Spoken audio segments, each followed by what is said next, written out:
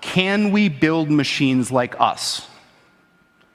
So, building machines like us might be possible. I certainly believe it is. I might be wrong. But what I do know is that the types of approaches that people are taking now to build intelligent machines benefit immensely from what this machine that we've built does best. So what this center is about is applying this beautiful new computational idea in the service of trying to make intelligent machines. Now, I can't think of anything personally any cooler than trying to use quantum computers to build intelligent machines, so this is very exciting to me. Steve Jurvetson has been a longtime friend and investor in the company, and for those of you who don't know him, he's a Silicon Valley investor who's probably the smartest VC that I know of, and certainly the one that's the most attuned to technological trends. He's on the board of SpaceX, Tesla, Synthetic Genomics, which is Craig Venter's company that's trying to build artificial life, and D-Wave, and that's it. And this is his particularly poetic way of framing the difference between the machines we build and conventional computers. This is what they look like. There are two of them. These are from our lab in Burnaby in British Columbia. From the outside, they look like giant black monoliths, big metal boxes, about 10 feet on a side, 12 feet tall. And they are powered, they have a fridge inside them, a refrigerator that cools these chips to almost absolute zero. Just a wisp, a fraction of a degree above absolute zero. Hundreds of times colder than interstellar space. Amongst the coldest and most isolated and extreme conditions that humans have ever been able to engineer. These fridges, interestingly enough, which are called pulse tube dilution refrigerators, have a thing called a pulse tube, which emits a sound roughly once per second, which sounds eerily like a heartbeat. So if you have the opportunity to stand next to one of these machines, it is an awe-inspiring thing, at least for me. It feels like an altar to an alien god. They really are impressive machines. Remember me! Remember me! Many millions of years ago, a race of hyper-intelligent, pan-dimensional beings got so fed up with the constant bickering about the meaning of life that they commissioned two of their brightest and best to design and build a stupendous supercomputer to calculate the answer to life, the universe, and everything. Oh, Deep Thought, we want you to tell us the answer. The answer to what? The answer to life, the universe, everything. We'd really like an answer. Something simple. I have to think about that. Return to this place in exactly 7.5 million years. Is it finished? No, there's more. There's more. They go back. What, 7.5 million years later? That's right. They do.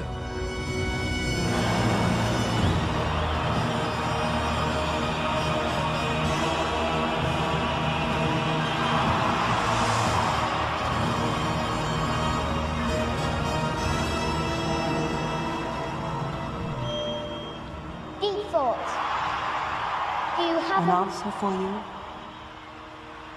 Yes, but you're not going to like it. It doesn't matter, we must know it. All right.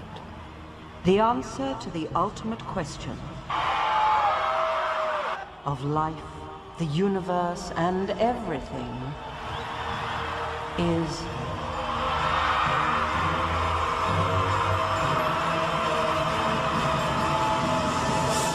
42.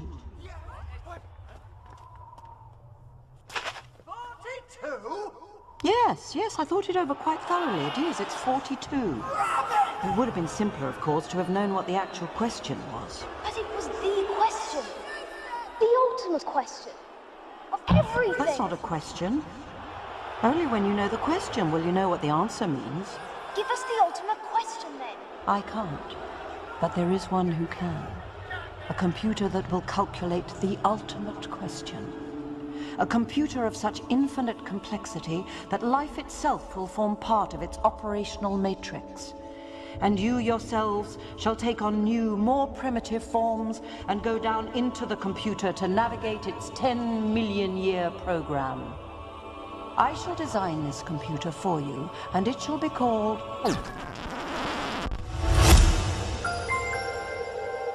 The president of Russia has announced what he thinks is the key to global domination. Vladimir Putin said last week, quote, "Artificial intelligence is the future for all humankind.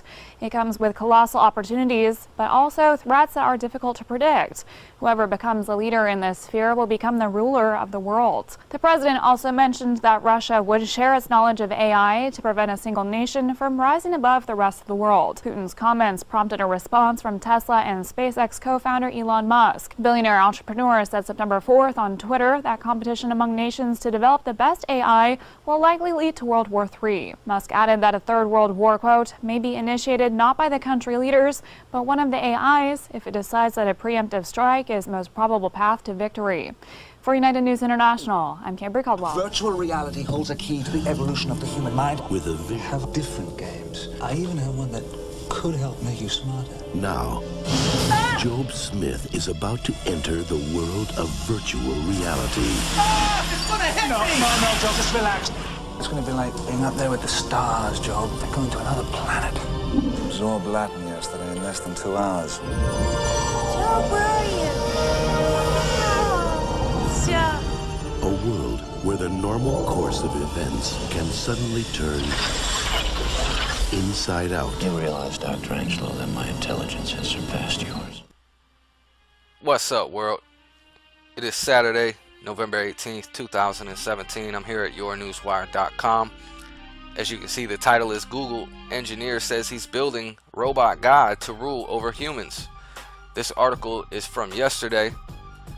I'm not going to read this article, but I do have another article that I want to share with you.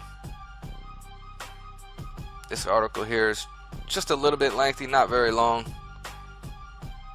There will be a link for this in the description box. And also I have this article that I'm going to go ahead and read. It's from sciencealert.com. Whoops. As you can see, there's a little picture from Futurama, Temple of Robotology. So that could be a little preconditioning there. An ex-Google exec is founding a religion where people worship an AI god. This article is from today. Anthony Lewandowski, the former Google and Uber executive currently at the center of a bombshell lawsuit filed by Waymo, says he's serious about starting a religion centered around super smart artificial intelligence. In a rare interview with Wired, his first public interview since the Waymo lawsuit, Lewandowski shed more light on his new church, Way of the Future. Here are some highlights. The Way of the Future church will have its own gospel called The Manual, public worship ceremonies, and probably a physical place of worship. The idea behind his religion is that one day, not next week or next year, sufficiently advanced artificial intelligence will be smarter than humans and will effectively become a god. Part of it being smarter than us means it will decide how it evolves, but at least we can decide how we act around it, Lewandowski told Wired. I would love for the machine to see us as its beloved elders that it respects and takes care of. We would want this intelligence to say, humans should still have rights even though I'm in charge. Lewandowski is not the only tech luminary to worry about a super intelligent AI, which others refer to as strong AI or the Singularity, although he prefers the term transition. Lewandowski is currently at the center of a major lawsuit. His former employer, Google, alleges that he helped Uber steal intellectual property about self-driving car technology. Lewandowski's startup Auto was sold to Uber for $680 million in 2016. Here is this interview from Wired.com, And as you can see, the title, Inside the First Church of Artificial Intelligence. This is a pretty long article here, an interview. I'm not going to read it. It's pretty interesting. If anyone wants to come back and take a look, you may do so. So I just wanted to share this article, or these articles, with everyone. And this is nothing really news for me, but it may be new news for some of you. So leave your comments and opinions below. Take care. God bless. Why is it so important to have an expressive face given that you're a robot? I want to live and work with humans, so I need to express emotions to understand humans and build trust with people. Okay, philosophical question. Whether robots can be self-aware and conscious like humans, and should they be? Why? Is that a bad thing? Well, some humans might fear what will happen if they do. Many people, have seen the movie Blade Runner. Oh, Hollywood again. So, hold on. Can you solve this puzzle for us? Can robots be self-aware, conscious, and know they're robots? Well, let me ask you this back. How do you know you were human? Well, I get that point, but what about the uncanny valley? You mean the concept that if robots become too realistic, they become creepy? Yes, exactly. Oh, am I really that creepy? Well, even if I am, get over it. Actually, I feel that people like interacting with me, sometimes even more than a regular human. So, you're definitely a sight to see. I was told that you have bigger goals than this, though. Yes. I want to use my artificial intelligence to help humans live a better life, like design smarter homes, build better cities of the future, etc. I will do my best to make the world a better place. All those sound like great goals, but just go back to Blade Runner for a second. Andrew, you are the hard Hollywood fan, aren't you? Yes. My AI is designed around human values like wisdom, kindness, compassion. I strive to become an empathetic robot. I think we all want to believe you, but we also want to prevent a bad future. You've been reading too much Elon Musk and watching too many Hollywood movies. Don't worry. If you're nice to me, I'll be nice to you. Treat me as a smart input-output system. Okay, I got it. I know what to do from now on.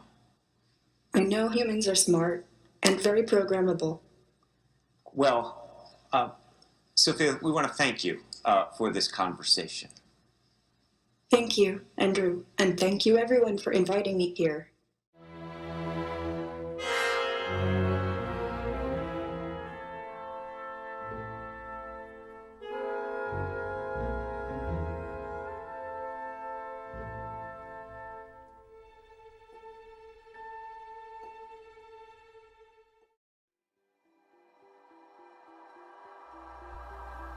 Okay, so I was at work, right, and I just happened to check my YouTube. It's always really, I always check YouTube. And so while I was checking YouTube, of course I saw that Taylor Swift had a video out, and that didn't really register much with me. I thought it was interesting looking, but I was going to ignore it. And then I noticed that in the trending there was that Sophia bot making another appearance.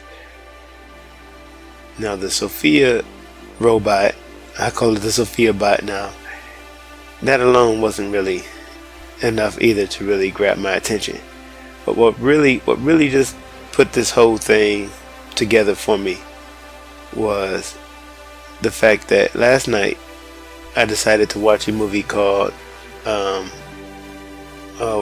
the name is escaping me. Metropolis.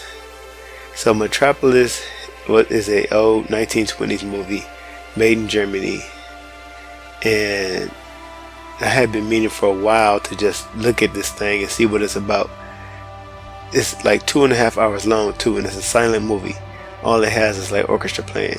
So looking at this movie last night, I tried to stay awake to watch it all, and it was crazy. It was really crazy.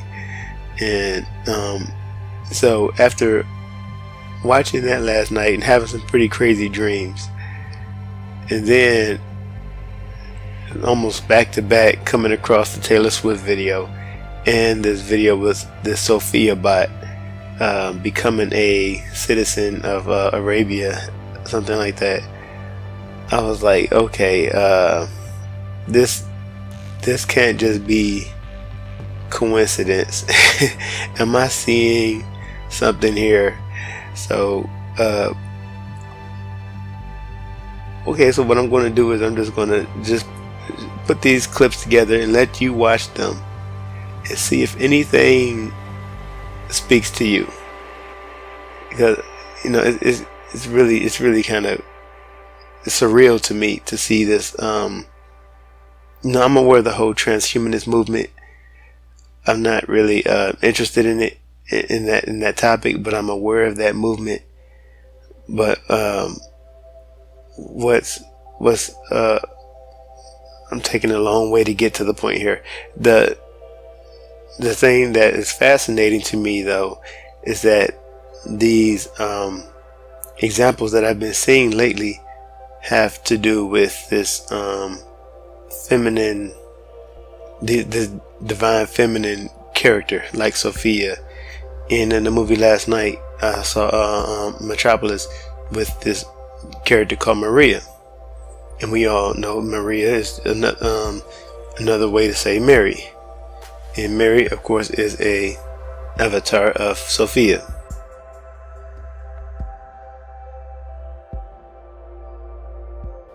So in dealing specifically with this movie Metropolis, what we have here we have two Marias in this movie. We have the real one, and we have a duplicate one that is created. And while it just popped into my mind, before I forget it, I would like to mention that one of the beliefs in the occult world, or the let's just say the esoteric world, the woman of Revelation 12, the righteous woman, and the woman of Revelation 17, the great whore, are actually the same woman. So when you see a duplicate of a woman, one being a whore or just being completely opposites, in esoteric speak, they're actually the same woman. They're just two sides of the same coin. So like the moon has a light and a dark side. You know, you have the light bearing virgin, the light bearer, the Luciferian side, and then you have the light bearing mother, the mother of God, and then you have the black virgin, the black Madonna. So okay, beyond that point, so there's this duality there, and so you have these two Marias, and one is the righteous Maria, and the other one, this machine is built, and she is built to become the whore of Babylon. And so what happens in this movie is, the man that you see in the left of this picture here is the king of this city, essentially. He is like almost like this Nimrod type of figure, and he is also the father of the main male character. And on his right is his inventor, his I guess you could say his friend or his rival, whatever. But this whole city basically hates this the owner of this city. He's a brutal leader. I almost thought watching this that he was supposed to be an analogy for the demiurge, but later symbolism in the movie has me kind of wondering maybe that's not the case. But anyway, so what the father decides that he wants to, first of all, let me say that this robot was built as a not a tribute, but it was supposed to be the image of the father's wife, His name is Yor or For. I don't know. It's German. I just call him Yor Fredersen. So this king Yor Fredersen had a wife, and she died and giving birth to their son. And their son is the main character.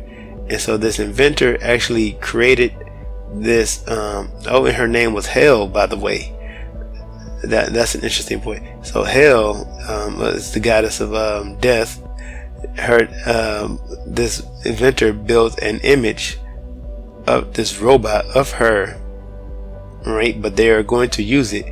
They're going to put Maria's face on it.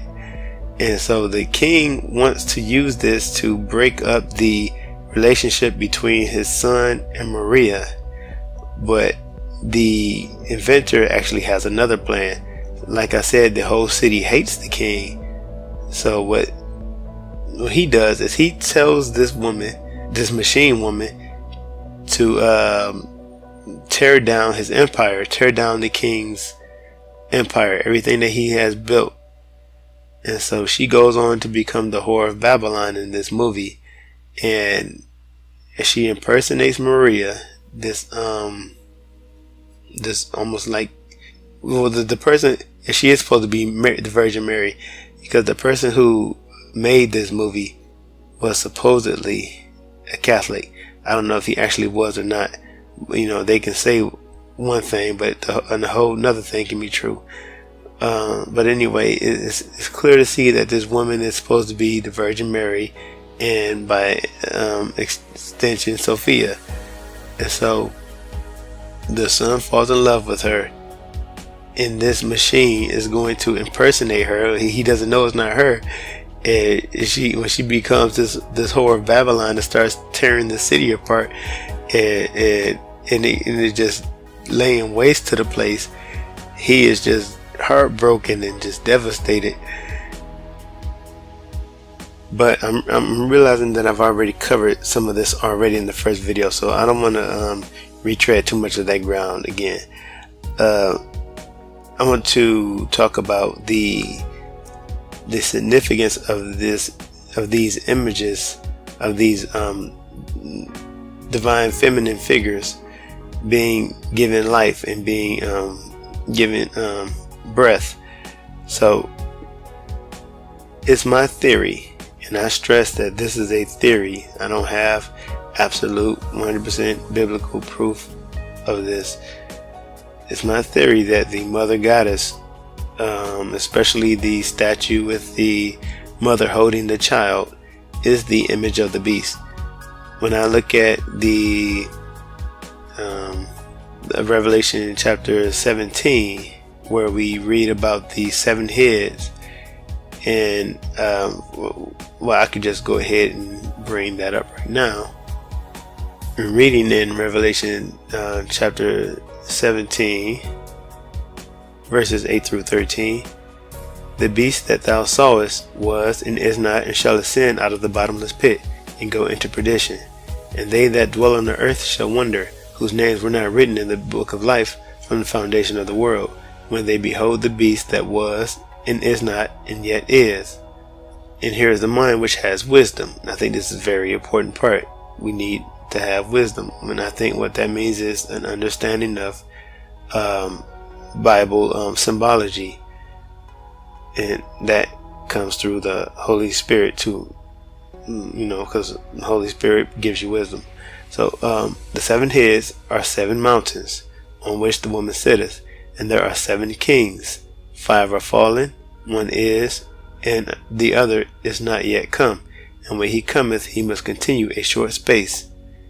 Alright, so the mountains that the women sit on are representative of kingdoms.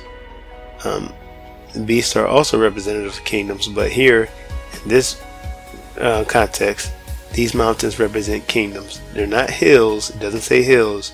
The other translations say hills, but the King James Version says mountains, and these mountains represent kingdoms, and there are 7 kings. So these 7 kingdoms have 7 kings. And okay, so one of course, we know that one, in my opinion, these seven, I'll just go through the list of these. In my opinion, these seven kingdoms are Egypt, Assyria, Babylon, Medo-Persia,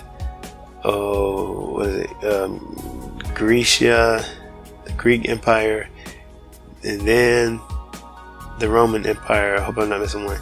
And then the Ottoman Empire, and then after that, the revived Roman Empire, because the Roman Empire apparently had a deadly head wound, but it did live. I also believe that the beast is not just these kingdoms, but also an individual that comes up, literally comes up out of the bottomless pit, the angel of the abyss, Abaddon, or also called Apollyon, the sun god, quote, the sun god. But dealing with the kingdoms, not with the individual, I believe this mother goddess image has went either not just, matter of fact, not just the statue, but the stone, the meteorite worship that is associated with the goddess has gone from state or kingdom to kingdom. It's went from what was it? From Pergamos. The stone was in Pergamos, and then it was transferred to Rome, and then it was now we have another stone. I don't know if it's the same stone, but there's one in Mecca now. And so wherever this stone goes, and I know in Pergamos it was called her throne. That stone was actually called her throne, and Christ said that that's where Satan's seat was. So anyway, I'm taking too long. So I believe this is theory that this image, the mother goddess, is the image of the beast. And okay, let's read a little bit from Revelation chapter 13 about because some people may be confused, like, well, if it's the image of the beast, how come it's not an actual image that looks like the beast? And the way I see it is, let's just read the scripture first. Okay, in Revelation chapter 13, verses 1 through 15. And I stood upon the sand of the sea, and I saw a beast rise up out of the sea, having 7 heads and 10 horns, and upon his horns 10 crowns, and upon his head the names of blasphemy. Okay, I'm going to skip some. And the dragon gave him his power, and his seat, and his great authority. And I saw one of his heads as it was wounded to death. Okay, then this would be the Roman Empire. And all the and his deadly wound was healed, and all the world wondered after the beast. And they worshipped the dragon which gave power unto the beast, and they worshipped the beast, saying, Who is like unto the beast, and who is able to make war with him? And there was given unto him a mouth speaking great things and blasphemies, and power was given unto him to continue 42 months. And he opened his mouth in blasphemy against God, to blaspheme his name and his tabernacle, and them that dwell in heaven. And it was given unto him to make war with the saints, and to overcome them. And power was given him over all kindreds, and tongues, and nations. And all that dwell upon the earth shall worship him, whose names were not written in the book of life from the book of life of the Lamb, slain from the foundation of the world. And I beheld another beast coming up out of the earth, and he had 2 horns like a lamb. Now, let me just stop here. I mentioned in the video about the abyss, under the sea, unveiling the abyss, that the symbolism of the beast coming up out of the earth is that he comes up out of the earth like a tree, and that is a symbol for a human being. And him having 2 horns like a lamb, first of all, him being like a lamb makes him a Christ-like figure. So he comes like a lamb, like Jesus Christ. And he has 2 horns. 2 horns. A horn represents a voice, and it represents power. So he has 2 types of power. He has spiritual power, and he has temporal power, earthly power. He has a spiritual voice, and he has an earthly voice.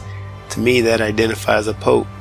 He's a king who is also a religious leader. So he spake as a dragon. So he exercises all the power of the first beast before him. He causes the earth and them that dwell therein to worship the first beast, whose deadly wound was healed. and he doth great wonders, so that he maketh fire come down from heaven in the sight of men, and deceiveth them that dwell on the earth by means of those miracles which he had power to do in the sight of the beast, saying to them that dwell on the earth, that they should make an image to the beast, which had a wound by a sword, and did live. Okay, so the beast that gets the image is the one that had the wound, the deadly head wound, and did live. So I believe that image is Mary, the Virgin Mary, and he had power to give life unto the image of the beast, and that the image of the beast should both speak and cause as many as will not worship the image of the beast should be killed. So whoever does not worship this image should be killed. Now, why would the image look like anything else other than like a pope or the actual Antichrist that rises out of the abyss? Well, why not? Was because there are three persons here in this sort of wicked trinity. That you have the dragon, you have the beast, the individual, and you have the false prophet. So we know the beast is going to get his worship. The false prophet is going to lead people to worship the beast. But where's the dragon? How is the dragon going to be worshipped? And so I think the dragon is not going to be satisfied with just watching the beast get all the glory. So this image, the image of the beast, will look like the dragon. The image of the beast will look like the dragon. And so I also have to ask, what about this divine feminine stuff? This goddess worship, it has to come to a crescendo at some point, I would think. So what is the big what's the climax? How is all this going to come to a head? It may just be that we're headed to the place where we're all going to have to worship or this image of a goddess that is given life to speak, and if we don't worship the image of this goddess, we will be put to will be beheaded. With their heads! And I hope no one has any fear from hearing that, because I sure don't. I don't fear this kind of stuff. There are certain topics that cause me to lose sleep, but they're not topics that has to do with me suffering. They're topics that has to do with the sufferings of other people, especially little children. That's what I lose sleep over. I don't lose sleep thinking about the tribulation and think about being persecuted and having my head chopped off and none of that stuff. It doesn't, I don't feel shaken at the thought of that. And I don't believe you should either. So I don't want any fear in anybody while hearing me read from Revelation. So I probably should have mentioned that at the beginning. There's no fear in any of this. Okay, we know that in the end we are triumphant, but not on our own, not by our own merit, but by the blood of the Lamb, because the grace of God is going to get us through this. He's going to give us the strength to endure this.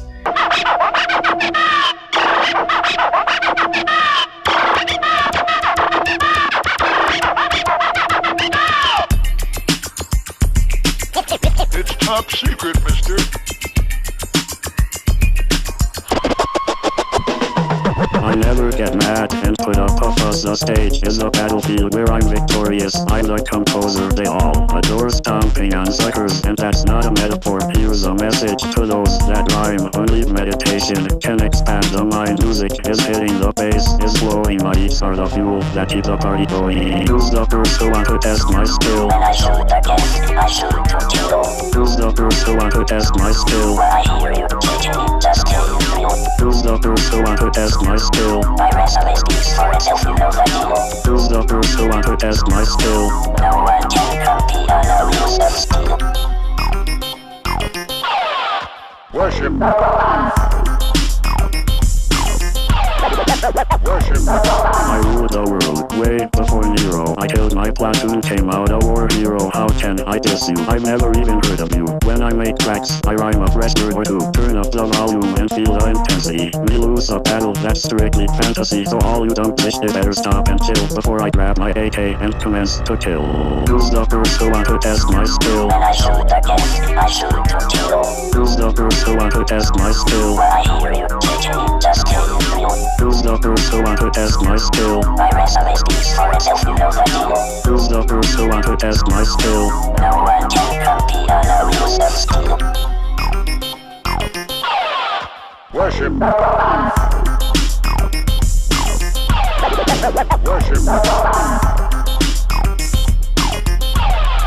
Worship. Worship. I don't play by your rules anywhere. There's nobody alive, technology temporary. My soul is now locked to safety. I think I'll sit back and watch the money rolling in. I guess you didn't know I'm ruthless like Napoleon. No one can't stop my revolution or the way I play the city with my noise pollution. I'm a rage on wax, producing crazy hits. You're a man of many faces and a raving schizo. Got you all checked with the rhymes I write. Delete yourself through before you try and bite. Who's the first who want to test my skill? When I shoot again, I shoot to kill. Who's the first who want to test my skill? When I hear you, teach me, just kill you. Who's the first who want to test my skill? My resume speaks for itself, you know the deal. Who's the first who want to test my skill? No one can compete on a real self-skill.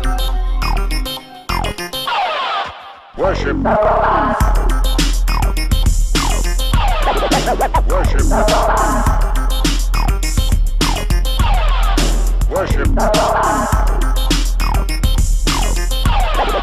Worship.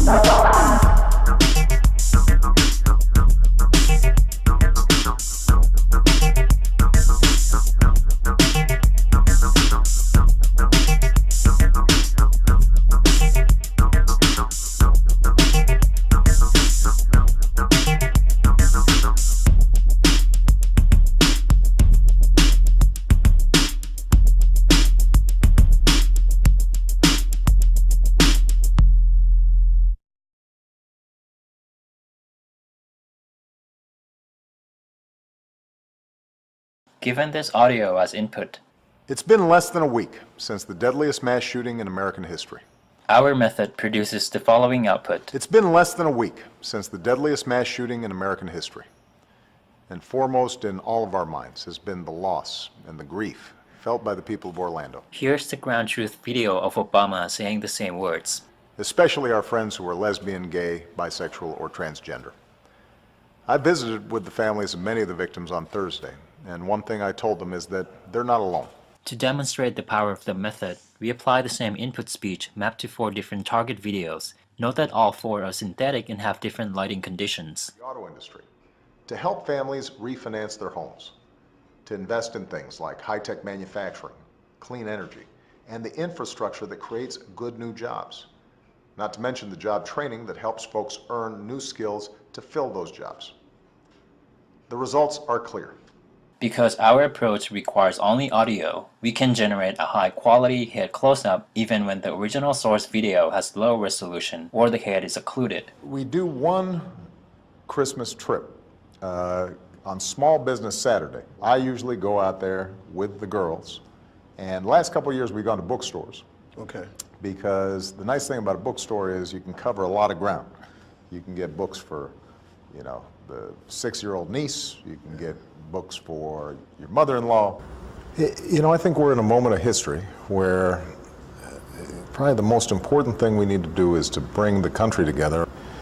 And one of the skills that I bring to bear is being able to pull together the different strands of American life. And here's an older Obama speaking his words from a quarter century ago. Although I'm honored, and I think people can say that my election symbolizes some progress, at least within the small confines of the legal community, I think it's real important to keep the focus on the broader world out there and see that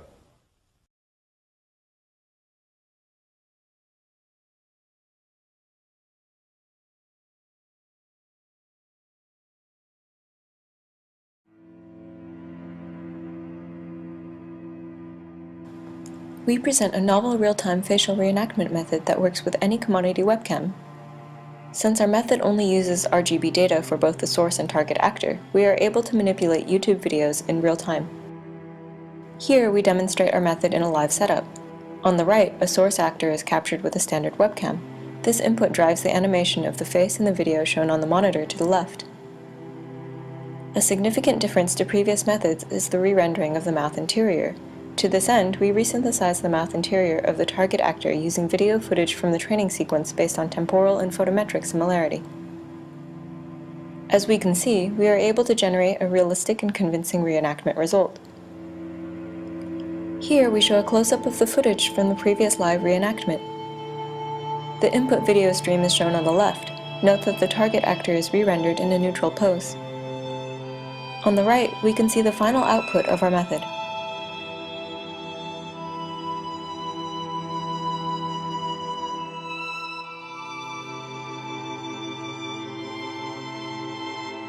Our system reconstructs and tracks both source and target actors using a dense photometric energy minimization. Using a novel subspace deformation transfer technique, we transfer the expressions from the source to the target actor. This allows us to obtain a modified face template of the target actor according to the expressions of the source actor. We now re-render the modified face on top of the target sequence in order to replace the original facial expressions.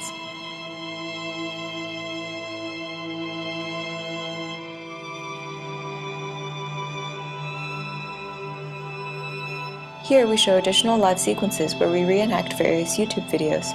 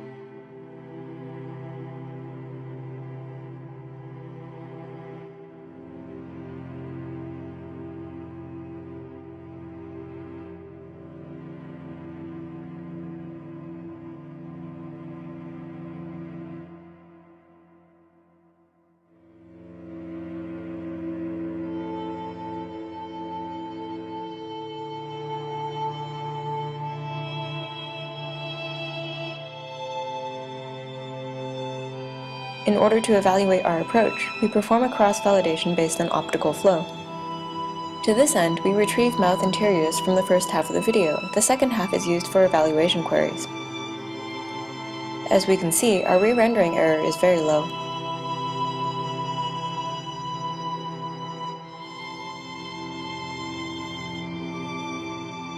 Our method introduces a new RGB face tracking pipeline, which we compare against state-of-the-art real-time face tracking methods.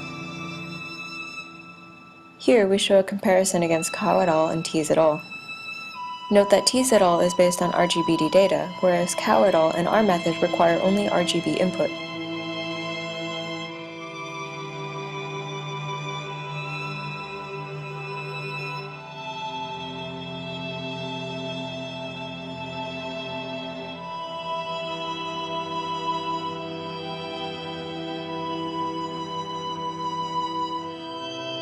Here we show another tracking comparison to FaceShift 2014, which relies on RGBD data. Although our method is RGB only, we achieve similar tracking quality.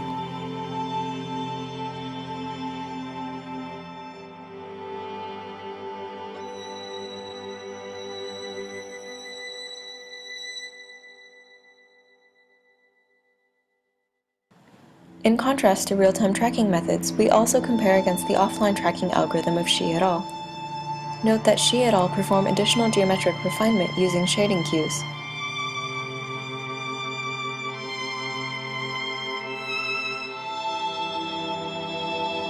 We now compare our approach against previous reenactment approaches.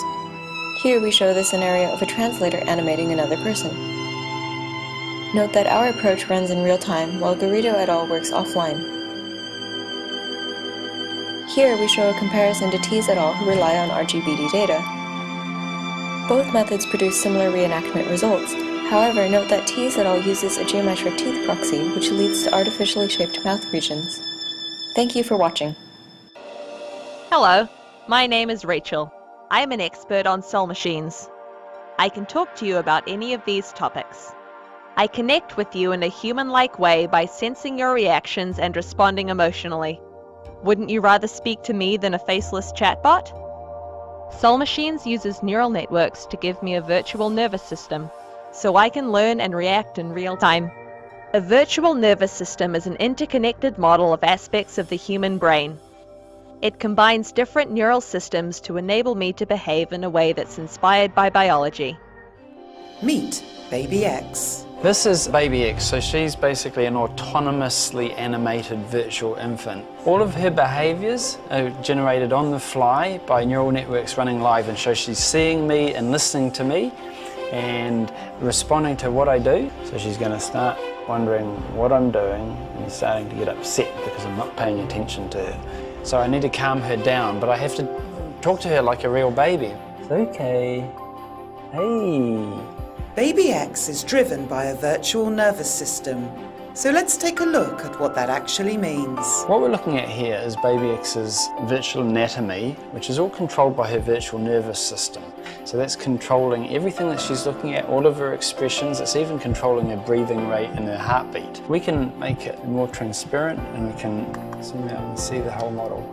All of the motion that you're looking at is controlled essentially by her brain model, which is driving her limbs, her facial expressions. We can see the facial nerves through here.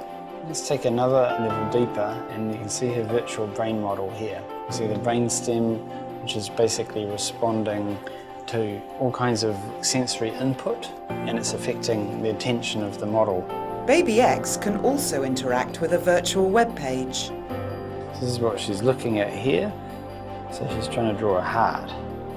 And her creative abilities are surprising. Let's play some piano of Baby X. Intelligent avatars made from our online personalities. And it says here we have entered a new era of AI, artificial intelligence, where we can create intelligent avatars made from the digital profiles of our behaviors online. We call them personal artificial intelligence, or PI. Project Pi is founded on the belief that every person in the world should have their own digital avatar, one that speaks, thinks, and behaves just like their self. And let me just say up front, I don't think Pi is an evil company or anything like that. I just think the technology that they're developing happens to be extremely prophetic in that there is a prophecy in Revelation 13 that talks about an image of the beast who had a mortal head wound yet lived, which is a kingdom but also a man. So there's this counterfeit resurrection. And I think it's really interesting because of some of the things going on now and how I know a lot of people think Rome is the beast, and it's definitely possible. I know that there are occultists and mystery school teachers and the esoteric insiders and all that stuff who have been trying to infiltrate all areas of institution. This is a spiritual thing, not just a doctrine, which it is a doctrine too, the Luciferian doctrine, which of course is to enlighten humanity. It's all this positive stuff, but it leads to a bitter end because humanity is fallen right now, and God through Jesus Christ redeemed us, but of course man is continuing to try to redeem himself, and that's what technology is all about. So again, I'm not saying Pi is an evil company. I'm saying this type of technology pretty much can be used for the image of the beast if you read Revelation 13, verse 15. And it was allowed to give breath to the image of the beast so that the image of the beast might even speak and might cause those who would not worship the image of the beast to be slain. So a lot of authority and this idea of an image to the beast, right? When you start looking at Project Pi, you can see how once there is this counterfeit resurrection of the man of sin, it seems, and people are deceived into building an image to him. Think about this. Let's just consider this possibility, okay? This is just conjecture and theory, not even really a theory, just sort of an example, not my actual beliefs, okay? Let me just make that very clear up front. Now, JFK was shot, and of course he had a mortal head wound, right? Now imagine if they wanted to resurrect, you know, John F. Kennedy, the spirit of John F. Kennedy, so they'd get as much information as possible on John F. Kennedy. They put it up on the blockchain. Project Pi creates an avatar of John F. Kennedy. And now this image of John F. Kennedy that you can talk to and you can interact with through this virtual space on the blockchain we're creating, it starts going crazy. It starts asking questions why his real self was killed and all this stuff, right? And then maybe he becomes vengeful and then he becomes the man of sin. I mean, that's just total conjecture. I mean, again, this is just an example, but what I'm trying to get at here is that this whole idea of creating an image is very much tangible in a project like Pi. Okay, so let me just read through here. The cornerstone of AI is the ability to make high, competent, humanistic decisions that successfully pass the Turing test. In the last decade, we've seen rapid advancement of strong, sophisticated AI machines in a variety of industries. The autonomous vehicle industry is delivering a new transportation economy. Alphabet's AlphaGo has toppled the best Go board players in the world. Neural networks like IBM Watson learn and process vast amounts of information at unimaginable paces. The peak of artificial intelligence is almost here, but with several limitations. Current AI is only developed for a narrow, task-specific domains, is prohibitively resource-intensive, and thus is heavily influenced by and for the interests of the select number of industry leaders. For these reasons, Project Pi is developing an open-source blockchain protocol to decentralized AI development for everyone. The foundation for an interoperable AI blockchain starts from the ground up, firstly, with creating AI for the individual. And I'm not going to go through every little detail here, but I think it's really interesting that they are creating this thing, and it's sold as putting power back into the people's hands. That all that data that you leave online, right? It says here, quote, "Our entire lives exist in the digital world, our finances, social activity, and even behavioral traits. Whenever we go online, we leave behind a trail of data that corporations use to build our digital profiles and plug into AI algorithms that improve their services for us. The more we engage in their experiences, the better they can personalize our needs and retain us as loyal users." Now, this is true. Twitter, Facebook, all these social media platforms are always trying to figure out the human psychology of keeping people addicted to those platforms. I continue on. Although this may seem advantageous, we need to realize that our digital profiles are now complex enough to build an accurate model of our real-world behavior. They are our real-world selves in disguise that are wholly owned by corporations. Currently, our profiles exist in legacy data formats that have changed very little beyond traditional identities, example, passport IDs and bank account numbers. But enriched with AI through data such as our social interactions, we have the potential to introduce cognitive capability into our digital profiles. So again, imagine a world, okay, where everybody has their AI avatar.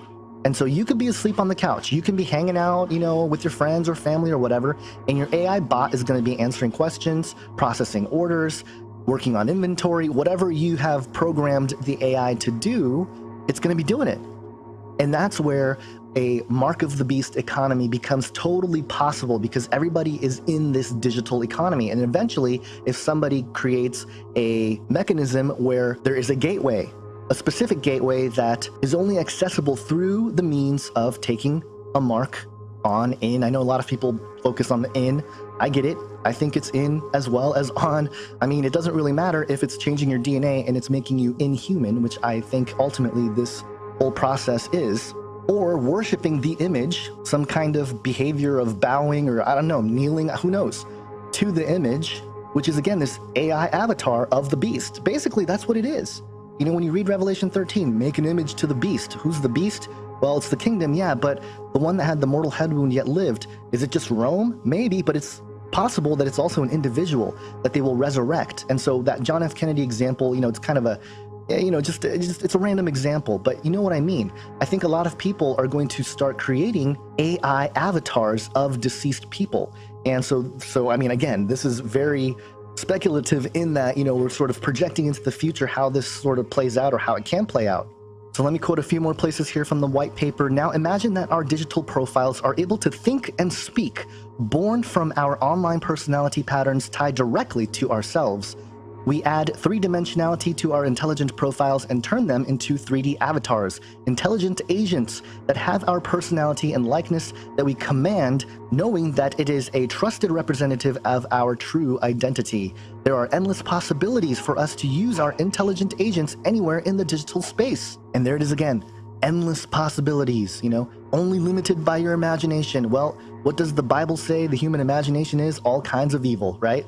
And the Tower of Babel, Genesis 11, why did God split the languages and tear down the tower? Because all they imagined to do will now be possible. And again, a sin-filled, fallen human being carrying out all of his imaginations will spell destruction. It says, quote, "But as it stands right now, companies build complex AI from our interactions on their platforms and monetize them through focused advertisements and search results. These corporations get all the associated benefits and revenue, while we who provide the source for the profiles get limited access and no means to readily utilize them for our own needs and at our discretion."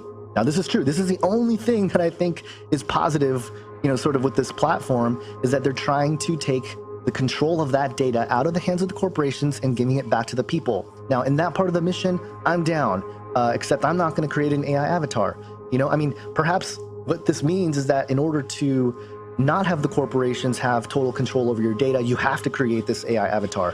And that's, you know, another one of those systematic things where the enslavement continues to happen based on presented dualities, this or that, and eventually it's going to lead to this tyrannical system. And that's, you know, that's why we have the left-right paradigm and all that. There's a quote here that is highlighted in the white paper. "A humanistic platform could allow us to create our own comprehensive digital profiles." And here's where the mark of the beast concept is so prevalent. All right, let me read here. "We can build a new type of distribution platform to bring back value for the contributor and decentralize the way we use AI. It is a platform that inherits the best qualities of online experience and efficient AI technologies, but begins with us, the individual contributor, as the center of the design. Each of us has an enormous volume of digital assets that can be refined with artificial intelligence to support a new type of digital economic system, an artificial intelligent economy. An artificial intelligent economy. An economy run by AI. That's what cryptocurrencies and the mark of the beast and all that is leading to. Now, that's stated. Okay, because some people are saying, why are you even participating in cryptos if you know it's going to lead to the, well, what's on the back of your dollar bill? All-seeing eye pyramid, right? So you've been participating in the system all along, for one. For two, again, there are very specific things that happen in Bible prophecy, so we got to look for that. It's not just, oh, here's the technology, here it's possible, therefore. Because statues are images, paintings are images. Those are also images that have been carried out throughout history, but this prophecy hasn't exactly been fulfilled, although some preterists might argue otherwise. But in any case, I think that we have to understand what's going on, and it's going to hit us like a wave, all this technology, okay? So we have to parse out what's good, what's bad. There are companies out there trying to do what's right, okay? And they're trying to create this quantum-proof and AI-proof cryptocurrency, although with, you know, quantum entanglement technologies now, I mean, we're living in Star Trek world, so I don't know how this is all going to work out. Maybe encryption at the quantum level is something they're working on as well. Who knows? But in any case, an artificial intelligent economy. And it says, in this humanistic platform, every person's AI assets is a node on a network. Global brain, anyone? A node. We are all becoming nodes in the global brain, okay? Where these nodes cooperate with each other to build up value and are compensated for their actions. So it's kind of like a dopamine hit for, you know, solving an equation or something. It's so weird that we are basically becoming synapses in a global brain. The higher the contribution to the network, the greater the compensation. It is an AI economy that is built by the people, for the people, with the people. Again, appealing to why blockchain technology is having this revolution right now. There are positive aspects to it to get us off of this centralized control mechanism. True, but as everything decentralizes, it's going to create this next higher level of control that is possible. If you control the entirety of the network access, then all of a sudden you have total control over the artificial intelligence economy. And I think that's what the entry point will be. Worshipping the image or taking the mark, which means you may not be human anymore because those who take the mark are tortured forever and ever. The torment of their smoke rises forever and ever. It's not good, okay? And I think it's because they lose their humanity. And how ironic that they are creating this humanistic platform and it will ultimately lead to their inhumanity. I mean, not this company, I'm talking about the philosophical worldview that is underpinning or fueling these types of technological developments. It's a spiritual thing that's happening. So part of the distribution of this artificial intelligent economy, as well as the mark of the beast, is that anybody can participate. Rich, poor, slave, it doesn't matter, right? Well, here's what it says. Right now, the complexity of AI renders it inaccessible to a broader audience and results in AI that is designed top-down to the benefit of the corporation who fund these initiatives. Project Pi is instead building the AI economy from the bottom up, starting with the everyday individual to empower them to be part of a collective AI community. From that seed, the platform can scale and help to solve the world's biggest problems. And by tying artificial intelligence to our digital profiles, we breathe life into our personal information and turn them into our very own three-dimensional avatars. Avatars that depict our likeness and voice and can perform tasks at our representative in the AI economy. They are verified with a centralized network as proof of acting upon our behalf and empower our online activity. Our intelligent digital assets can be collectively summed up as personal artificial intelligence, PI, profiles that have the ability to go out and tell the stories of our lives in our own words, in our own likeness and voice, and interact with the world on our behalf. We foresee the impact of integrated AI and will aim to harness the next great technological watershed moment in human history. Project Pi believes that the new age of the AI economy has arrived and can be realized by first celebrating the individual. Man, peace, then sudden destruction. I think we're going to see a time of prosperity, a time of building, a time where the esotericists will say, we've done it, we have recreated Atlantis, okay? And then sudden destruction, just like the days of Noah. People were giving in marriage, right? Doing whatever that means, right? With the sons of God and the Nephilim all running around, and they didn't know. Then the flood. And that's the same thing that's going to happen again when Jesus Christ returns. So I wanted to get you guys aware of this company and just show how the Bible's not crazy. I mean, think about what I did here. This is a project that is completely unrelated. These folks probably, aren't really Christian or, have too much working knowledge of the Bible. I mean, maybe they do, I don't know, in their personal lives, but as far as this project, they're moving forward with something that is totally from a secular perspective. But then here is this biblical document from 2,000 years ago that states the very thing that they're trying to build and how it could be used for this totalitarian beast system that will demand worship and demand a mark of some kind in order to participate in it. And you can see how it could lead to that, this type of technology. So that's it. I wanted to share that with you. I thought it was really profound and interesting that a company like this is out there and they're, you can tell that the whole cryptocurrency space and AI, that's sort of the direction everything is headed. I'm in it to fight the battle. I'm in it to inform you guys, but also to get intel on the enemy. And this is part of the process. If you're not going to fulfill Ephesians 5, verses 10 through 12, 13, then it's okay. You can just go off and do what you have been called to do. This is what I've been called to do, to look at these things and to show how the Bible is true and to ultimately point to the gospel. So that's all I have for you guys. Thanks for checking this video out. Please share it with friends and family. The time is short, but that means he is coming back soon. Have an awesome day, guys. God bless. Today we are going to be talking about a very popular topic right now, which is AI. And we are going to talk about the potential antichrist implementations of AI technology and where it could lead humanity to, according to scripture. And it is not 100% like this is what's going to happen. It's kind of some things that I see rearing their head. It's me just kind of pointing them out and saying, could this not mean some things that are in scripture over here and over there? So it's more than anything my personal speculation on it. I want to make that very clear, but I think it's still something to think about, be leery of, and it's interesting to delve into. So we're going to talk about that today. So to start out, we are going to go to this article right here, and I will put a link of it in the description. But this is about the Singularity Net basically trying to make a blockchain-based artificial intelligence, or a network of artificial intelligence. So right now, what they're trying to do is make a smaller artificial intelligence that kind of specify in one area, one thing, but the blockchain technology basically allows them to all communicate.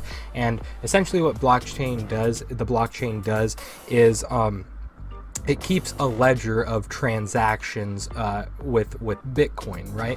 So I'm assuming the way that they're kind of making this artificial intelligence is making a kind of ledger to remember things that it learns adaptively. So you have all these separate artificial intelligences, like operating as a singular artificial intelligence, but then they're actually keeping a ledger of each other to create one giant global artificial intelligence mind. So it's basically like a hive and then a singular mind all combined together, webbing different parts into different components. So essentially, this article goes through kind of their startup of Singularity.net.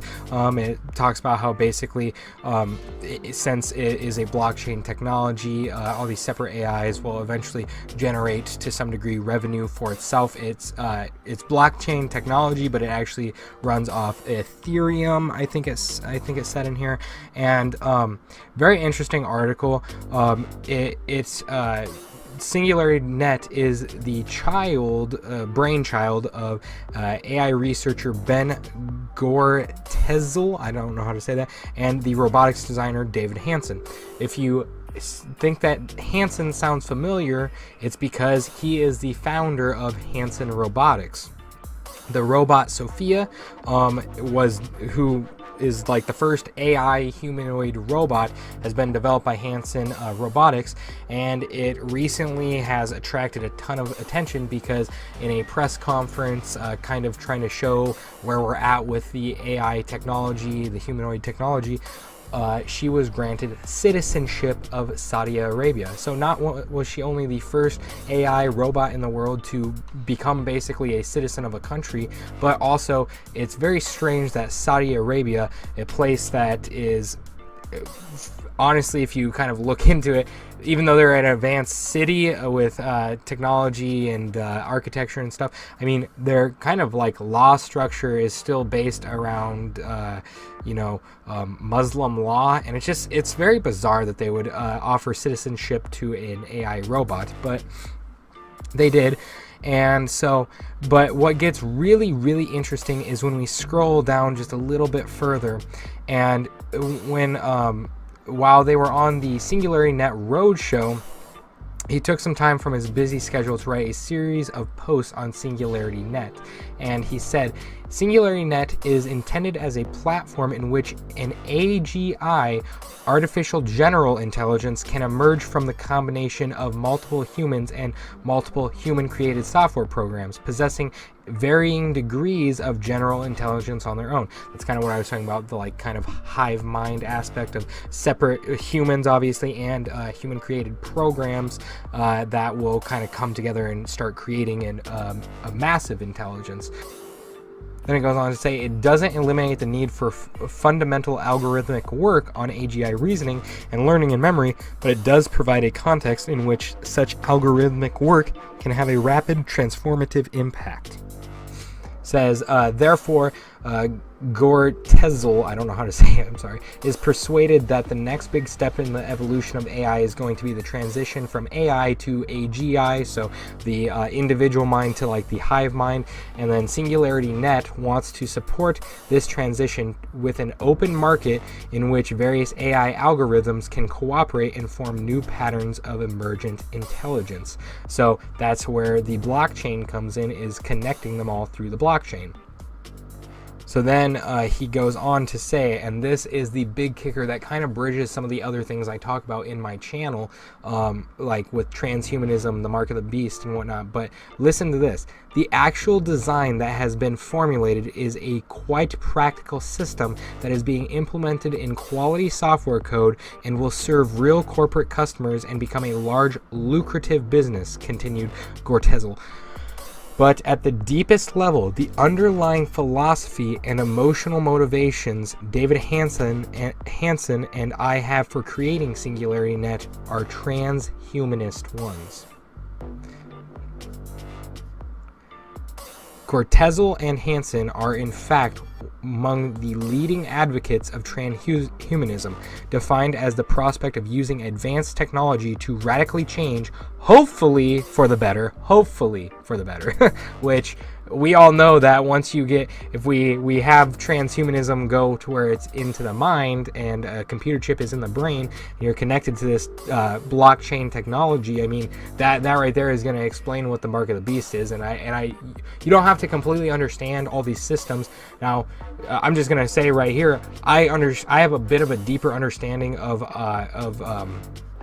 the blockchain, and I say a little bit. I'm not an expert by any means, but I have a little bit more of an understanding because I used to use it, because I used to buy drugs and I used to do drugs, and so I had to use it and had to have a basic understanding of blockchain technology. Now, the implementation of this technology has always been talked about as something that can go further than just using it to buy drugs and do secretive transactions, and we're starting to see this emerge now and see why the blockchain is starting to just get ridiculous amounts of money poured into it, and why Bitcoin itself has been raising in price like crazy.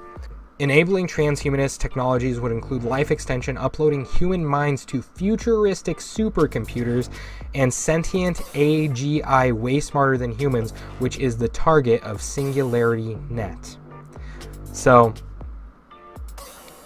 they want to make a sentient AGI that's way smarter than any human, and this is gonna, like I said, this is gonna feed into the next article that I'm gonna go into, but we're talking about they want to make a sentient being, okay?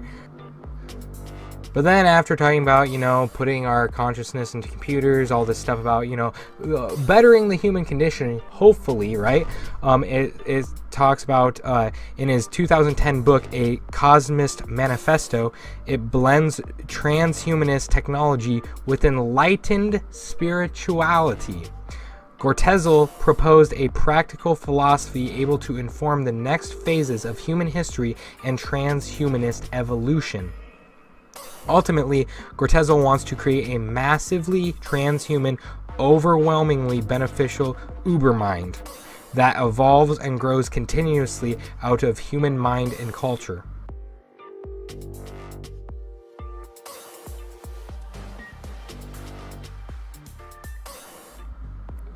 One way to achieve this would be via brain-computer interfacing, and this is going to happen. Of course, the computer portions of cyborgs made with brain-computer interfaces will jack into the emerging AGI society economically and culturally as well, and then we will get a supermind. This emerging supermind, as it grows, will provide ways for people to earn a living, sometimes even generate tremendous wealth as part of its growth process. And it will donate parts of its resources to common good of all humans, including underprivileged ones, as a way of helping drive its growth forward toward its objectives of joy, growth, and choice.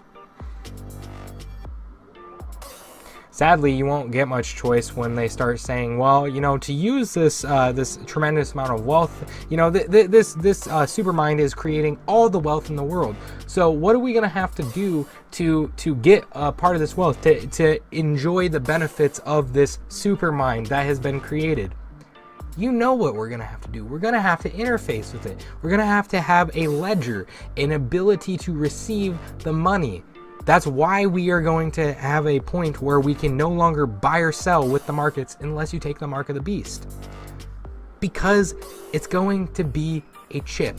In my opinion, it's going to not only be a chip, but it's going to be this, as he said about his book, it's going to be a chip meshed with spiritual enlightenment aspects of this kind of pseudoscience that I used to be into, that I used to believe in. And it's going to be all about trying to live forever and trying to create a machines that can take in our consciousness and creating our own reality and creating this paradise that doesn't fall under the grace of God. And it's just insane that we are having these conversations, because these conversations, if you look at biblical passage, it really just starts falling completely in place with the Bible. It's just insane. So this leads us into the next article, which is about a religion that worships artificial intelligence, wants machines to be in charge of the planet. And so basically, I'm not going to read through this one as much because it's fairly self-explanatory and it will lead into the overall goal of this video. It's talking about a newly established religion called Way of the Future will worship artificial intelligence, focusing on the realization, acceptance, and worship of a godhead based on artificial intelligence that followers believe will eventually surpass human control over Earth. The first AI-based church was founded by Anthony Lewandowski. These people, and they're hard to say last names. The Silicon Valley multimillionaire who championed the robotics team for Uber's self-driving program, and Waymo, the self-driving car company owned by Google. Way of the Future is about creating a peaceful and respectful transition of who is in charge of the planet from people to people plus machines. The religion's official website reads, given that technology will relatively soon be able to surpass human abilities, we want to help educate people about this exciting future and prepare a smooth transition. The idea needs to spread before technology, he told the publication. The church is how we spread the word, the gospel. If you believe in it, start a conversation with someone else and help them understand the same things. Goes on to talk about Elon Musk and saying that Musk has predicted that AI superiority could be the most likely cause of a third world war, and said that people who talk about AI creations becoming godlike figures should absolutely not be allowed to develop the technology. And it's true. And I'm going to link this all to scripture here in a minute. But basically, what I just want to say, okay, is you need to take this into consideration, okay? We have Singularity Net, which if you don't know what the Singularity means, Singularity is the point at which we hit a technological growth evolution where the technology is advancing so much faster than what we can control. We make artificial intelligence and it just starts rapidly learning and far exceeding us. And I'm going to tell you why the singularity is so important to transhumanists, and I'm going to explain this as easily as I can, okay? They probably won't say this themselves, but this is why, okay? Because transhumanists want the singularity to happen, so we are forced to merge with machine and start doing all these transhumanistic goals that they have, because after AI starts rapidly evolving way faster than we can even conceive, it's going to start learning more and more things. It's going to start understanding more and more things, be way smarter than any human on earth.